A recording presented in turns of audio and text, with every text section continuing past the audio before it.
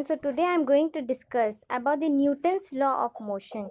As we all know that the scientist Sir Isaac Newton developed the three laws of motion, and it was published in his book named Principia Mathematica in the year 1687.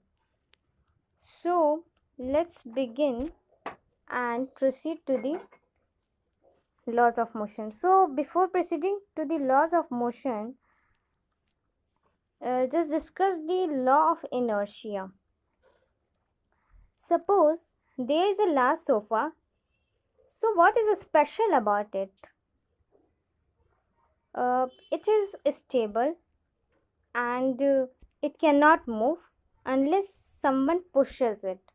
Okay, so this is the special thing about sofa. So things which stay where they are, this is only the law of inertia. Okay, so it is a property. Law of inertia is a property in which the body opposed its change in its initial state of rest or motion. Means if a body is in rest, it will oppose to be in motion. Okay.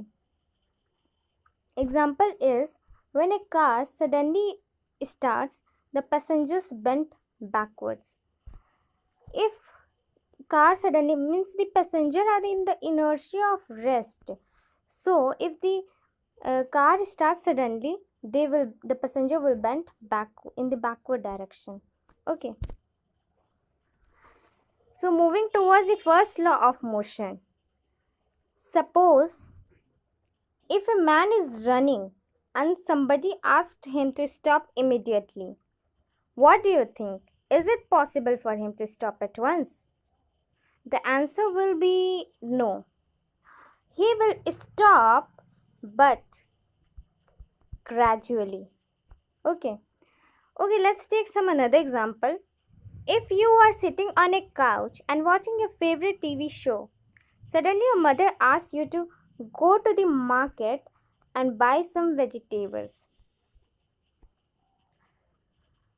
So, will you able to move immediately from the couch and go to the market? The answer will be again no. Because it will take some time to move from the couch and go to the market. Okay. So what does the conclusion comes at the end?